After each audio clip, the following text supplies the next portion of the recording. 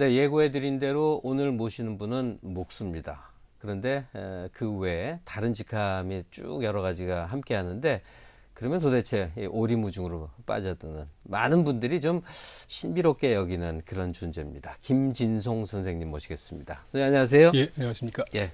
그러니까 본인의 정체성은 목수입니까? 그렇죠. 그렇다고 볼 수 있습니다. 인문학에 관심이 있고 미술 평론을 할 수 있는 목수 이렇게 되는 겁니까?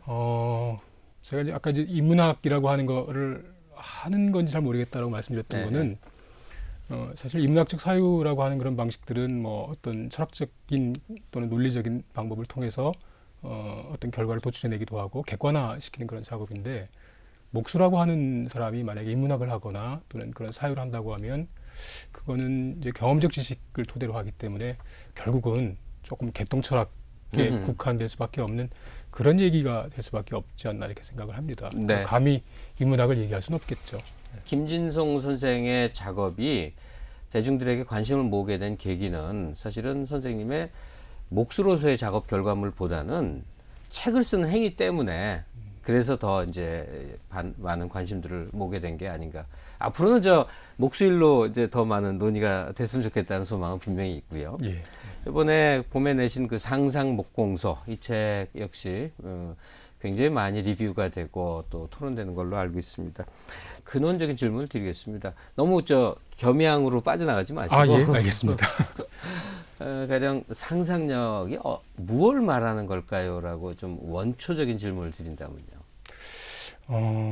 그러니까 우리가 흔히 상상력이라고 하는 것은 일상에서 벗어난 알지 못하는 미지의 세계 뭐 이렇게 이제 꿈꾸지 않습니까? 네. 공상하고도 비슷하기도 하고 또는 몽상이나 망상하고도 비슷하기도 하고.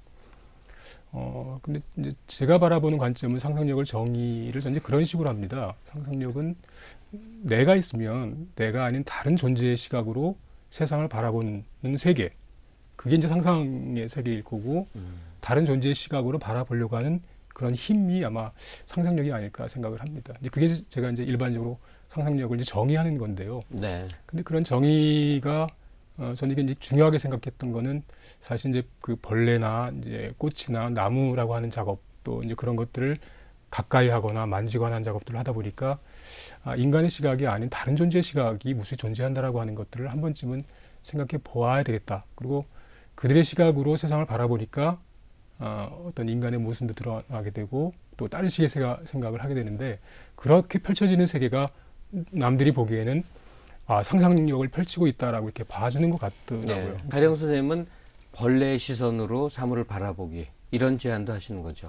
저는 이제 이제 버려진 나무들을 주워 와서 이제 주로 쓰게 되는데 거기 늘 벌레가 꼬여요.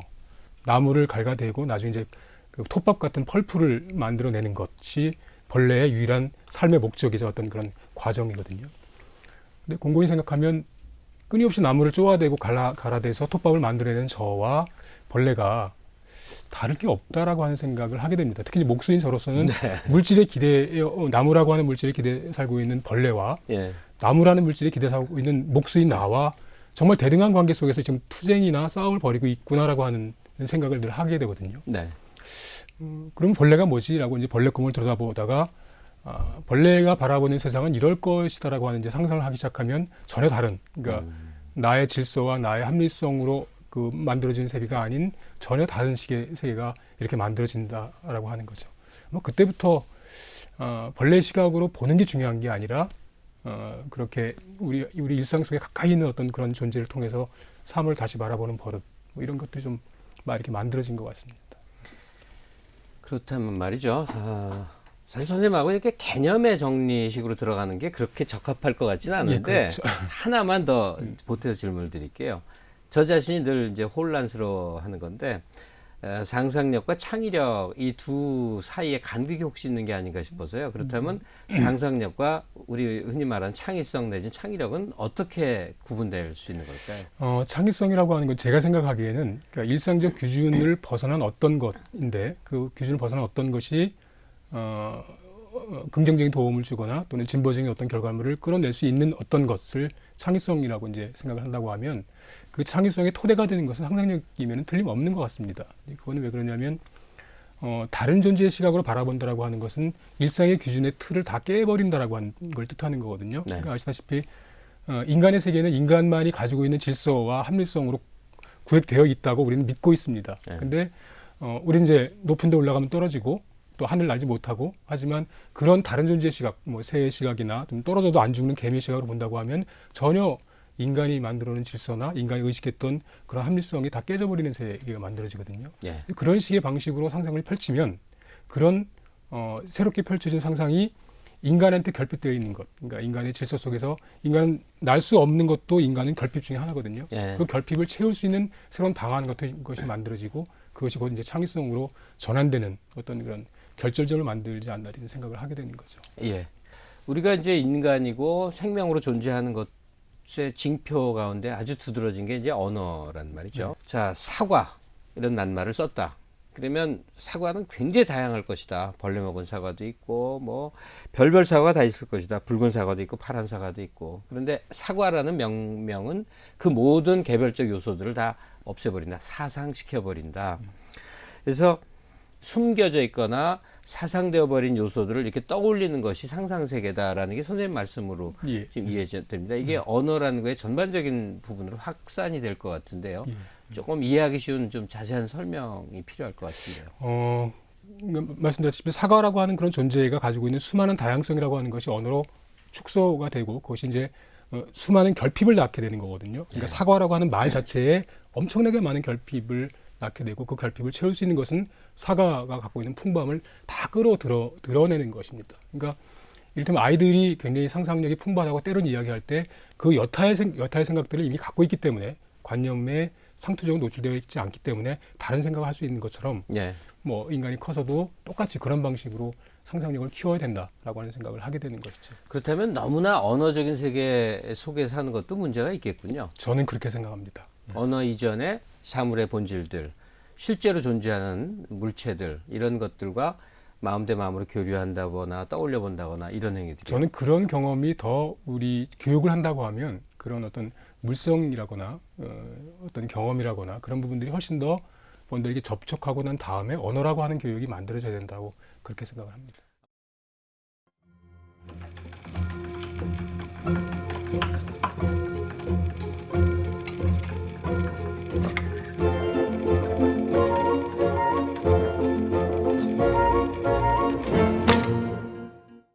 뭔가 모티브를 잡고 들어가는 게 좋을 것 같은데 아무래도 가령 인터넷 검색으로 김진송 이렇게 치면 제일 많이 등장하는 게 선생님이 창안하신 움직이는 인형입니다. 그래서 줄여서 움직인형 이렇게 표현하는 것도 예. 맞습니다.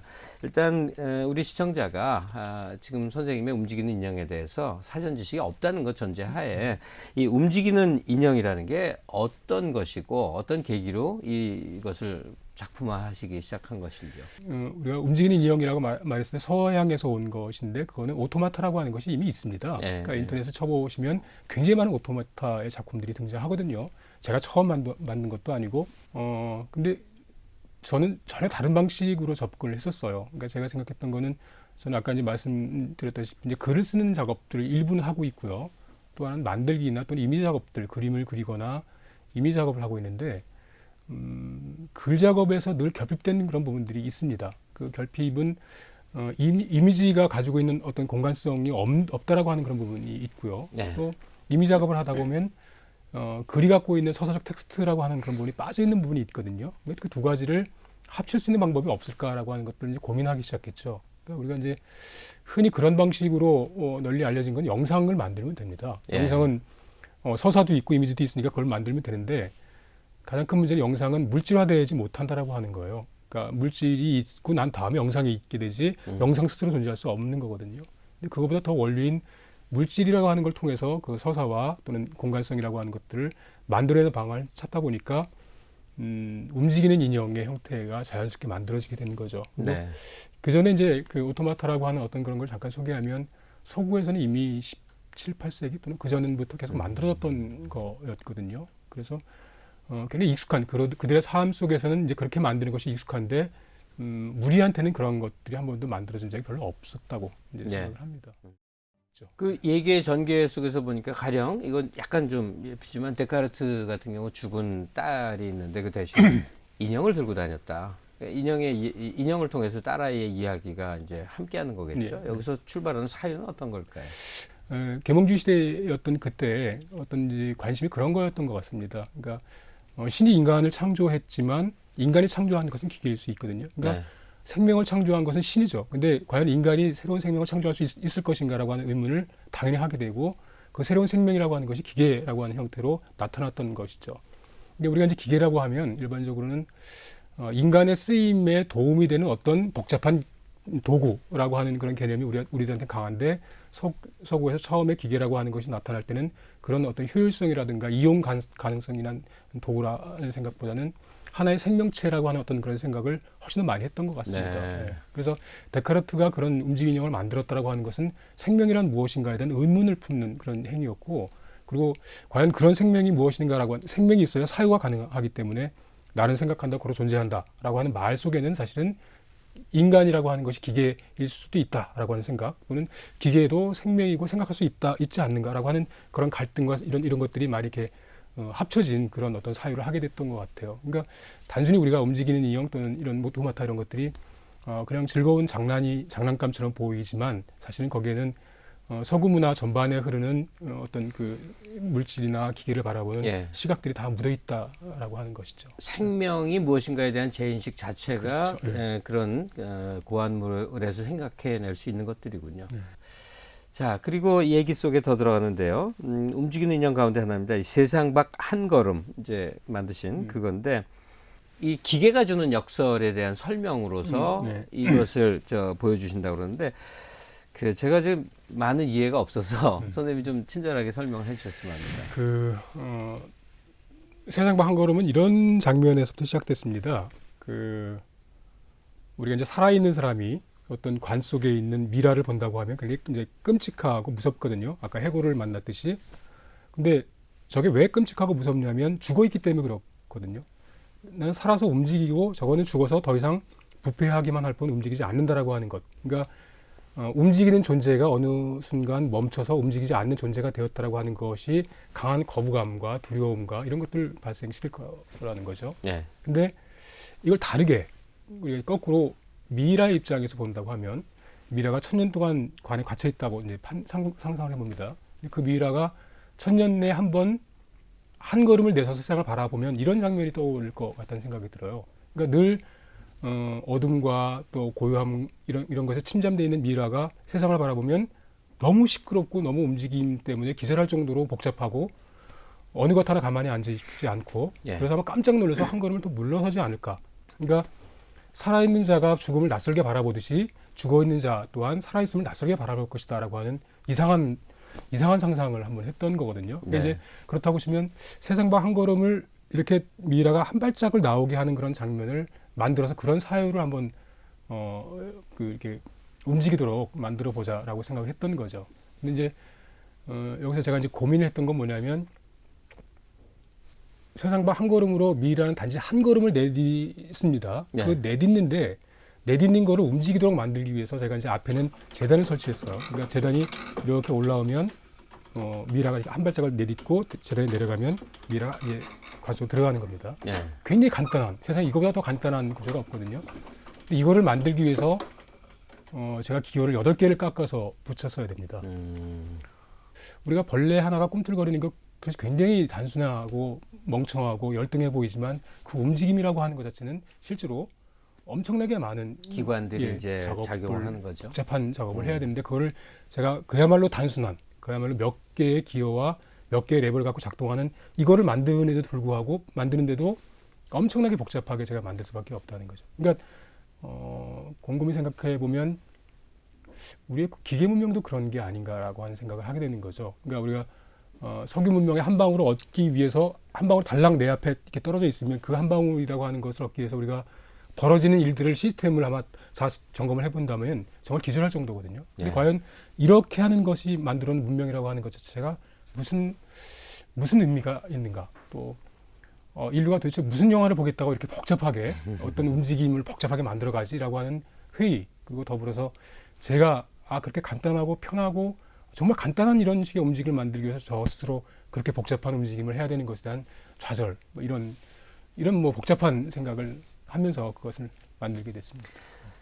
인류가 조그만 평온이나 풍요나 또 재미를 얻기 위해서 동원해야 되는 그 다양한 많은 일들은 이루 말할 수 없죠. 예. 지금 선생님이 말씀하신 것과 똑같습니다. 그래서 단순한 한순간의 즐거움을 위해서 저 미개발 지역들, 아프리카나 뭐 중앙아시아나 어떤 곳에 숱한 어린이들이 장기 노동에 이제 휩싸이고 뭐 이런 식으로 이제 사고한단 말이죠. 문명 회의론적 시각을 가질 수가 있습니다. 근데 선생님께 이런 반론 혹시 가능하지 않을까요? 혹시 상상력을 지금 물화라고 표현하신 가시적인 어떤 물체로 만드는 일에 조금 더 의미 부여를 하시는 건 아닌가요? 그렇다고도 볼 수 있습니다. 그거는 뭐냐면 제가 이제 목수라고 하는 것에 대한 그 어떤 속성에 좀 젖어 있다라고도 볼 수 있는데요. 예. 그러니까 어떤 때는 글로써 쓰거나 그림을 그려도 되는 것을 굳이 어떤 문화된 형태로 만들고 싶어하는 그런 태도도 있는 것 같기도 하고요. 그러니까 어떤 분이 선생님의 책을 읽으면서 이거는 저 가스통 바슐라르라고 이제 네. 불의 상상력이며 굉장히 오묘한 책을 쓴 유명한 유럽의 철학자가 있지 않습니까? 그분 책을 읽는 것 같아요. 이렇게 얘기를 했어요.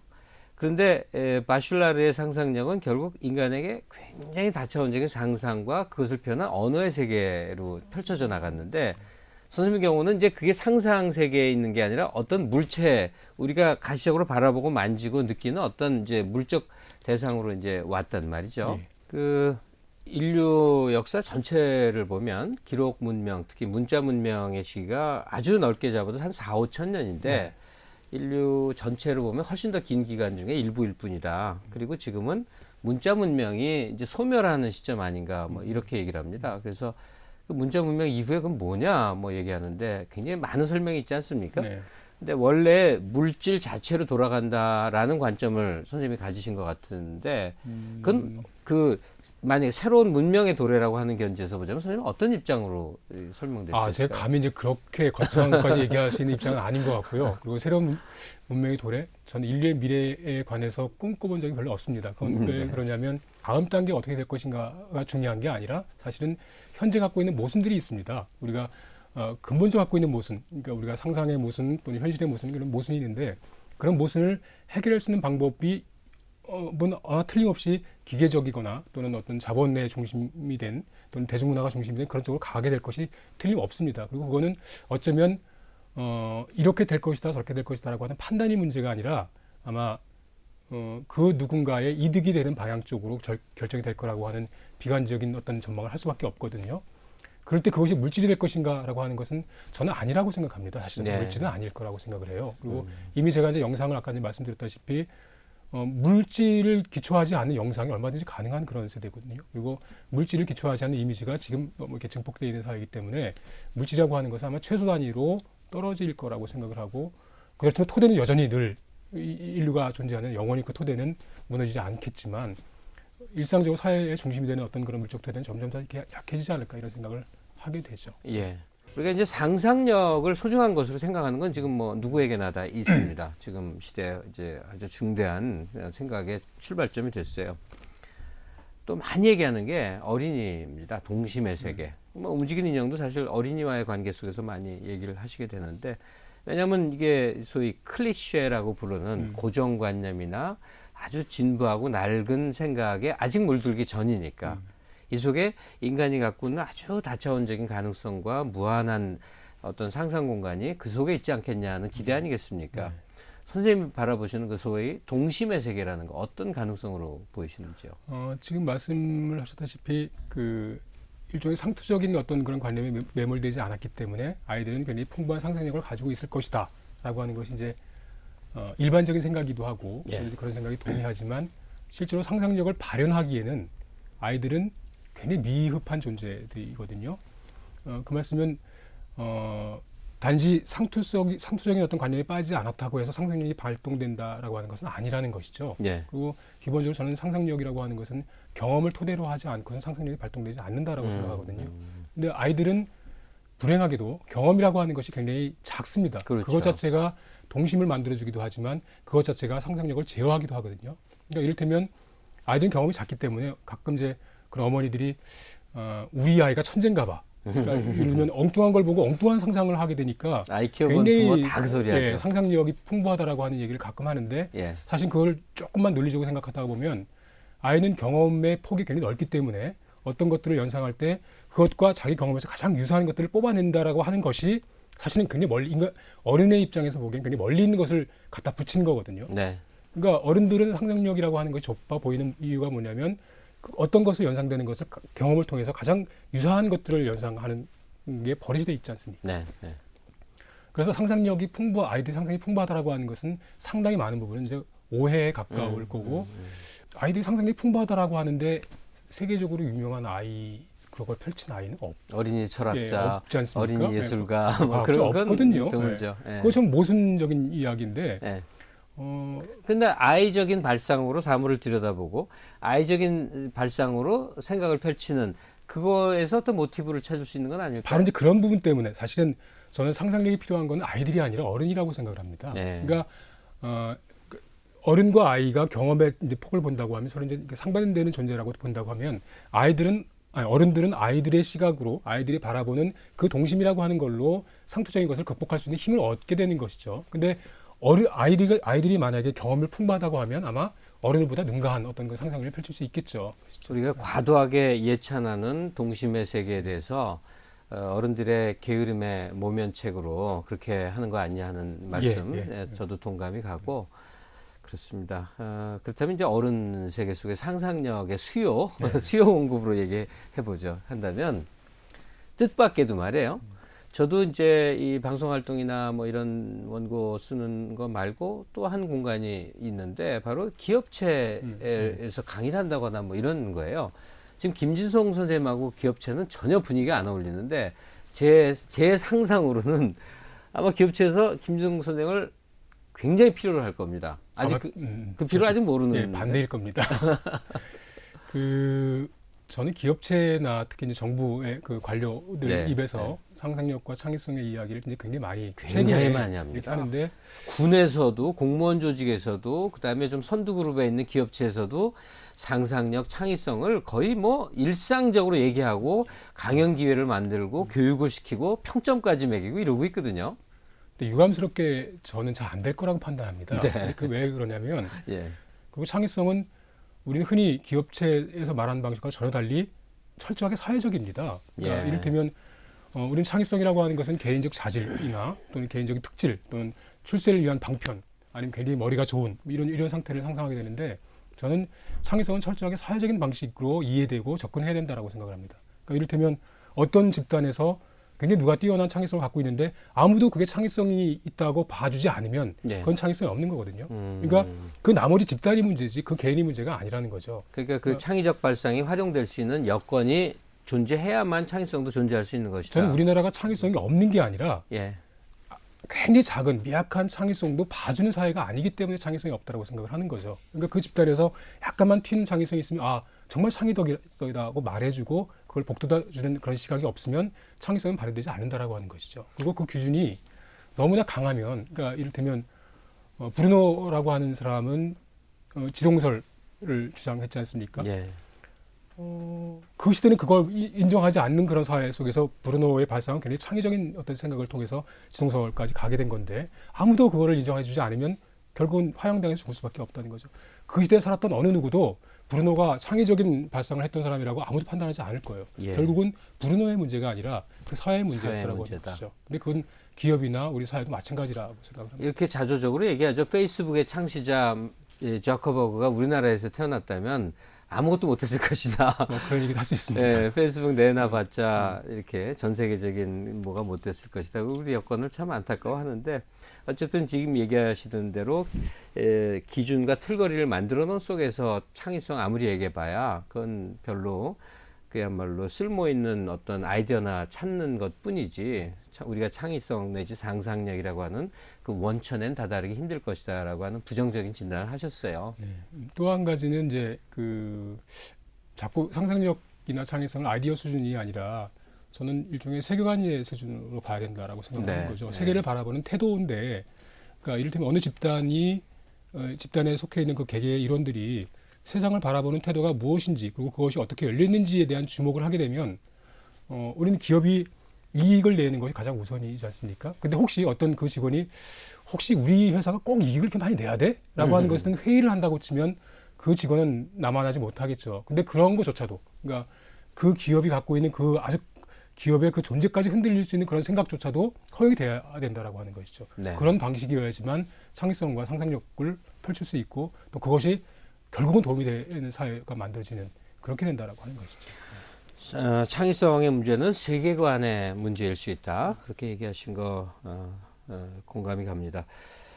창의성을 억압하는 우리 사회 전반의 분위기 중에 제일 좀 핵심적인 걸 찾아본다면 어떤 게 있을까요? 저는 이제 그 경쟁이라고 하는 그런 체제가 가장 아마 경쟁. 급한 거라고 생각을 합니다. 그 예. 경쟁이라고 하는 것은 우리는 창의성도 경쟁적으로 하려고 하거든요.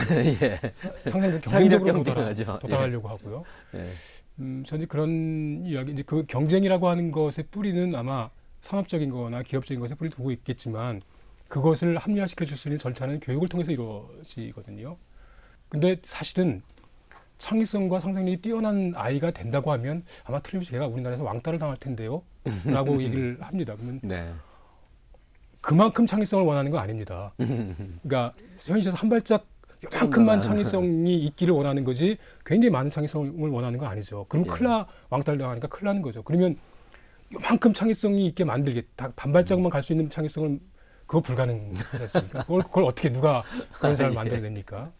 예. 저는 정말 진정으로 창의성과 상상력을 원한다고 하면 아마 우리나라의 교육계 아이들을 엄청나게 지금 많이 가르치고 있는데 경쟁적으로 아이들한테 무엇을 가르칠 것을 이야기하는 것이 아니라 아이들한테 무엇을 가르치지 말 것인가 그리고 가르칠 것 중에서 무엇을 뺄 수 있지 하고 다 빼버리면 저는 그 나머지 틈이 상상력과 창의성으로 자연스럽게 메꿔질 거라고 저는 생각을 합니다. 그러니까 네. 어쩌면 아이들에 대한 교육이라고 하는 것에 대한 관심조차도 반 정도만 줄일 수 있다고 하면 아이들 스스로 창의성과 상상력을 만들어 가거든요.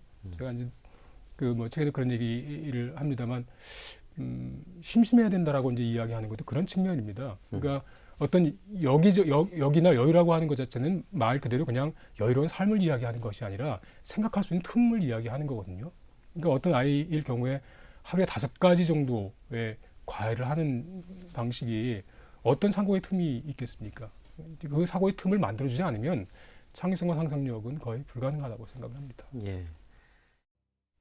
네, 김진송 선생의 작품 가운데 머리가 무거운 새, 이 새와 선생님의 대화 같이 보셨습니다.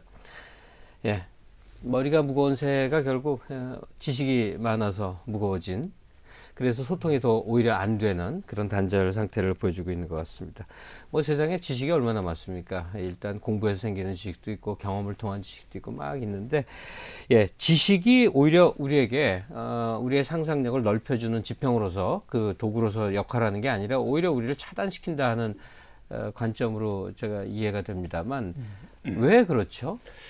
예, 머리가 무거운 새를 이제 이 말이 나왔으니까 그 예를 들면 실제로 이제 포크레인 발톱이라고 하는 한 10kg 정도 되는 걸로 이제 머리가 무거운 새를 만들었었는데 이거가 한 손으로 들기는 되게 어렵습니다. 두 손으로 겨우 들 수 있는 건데 그걸 이제 도르래 장치를 제가 이용해서 머리를 이제 들어 올렸습니다.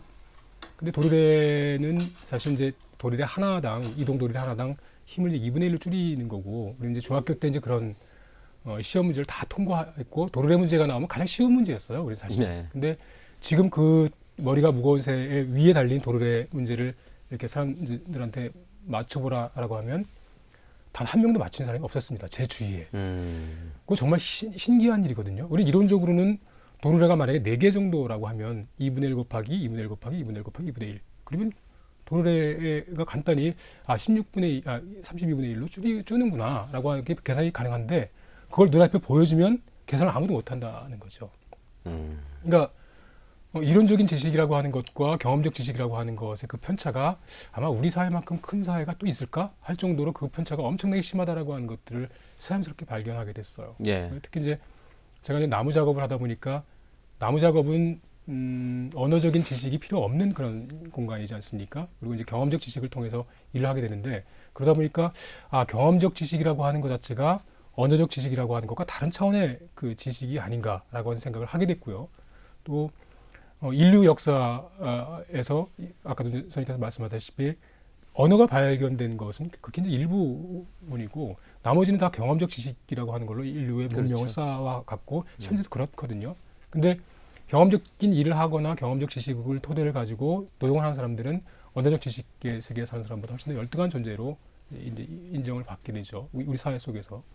또 한 가지는 제가 이제 나무를 다루면서 자연을 이제 바라보고 또 어떤 꽃이나 이제 벌레를 통해서 자연을 생각하다 보면 자연 또한 경험적 지식 말고 또 자연적 지식, 그러니까 자연 과학이거나 생물학이 아니라 자연 지식이라고 하는 어떤 그런 형태를 갖고 있다라고 하는 걸 인지할 수 있는데 우리는 보통 언어적인 지식은 지식이라고 말하고 경험적 지식은 지식이 아니라 경험이라고만 이야기하고 다르게 얘기하죠. 또 자연적 지식은 본능, 생태, 현상 이렇게만 이야기를 한다는 거죠.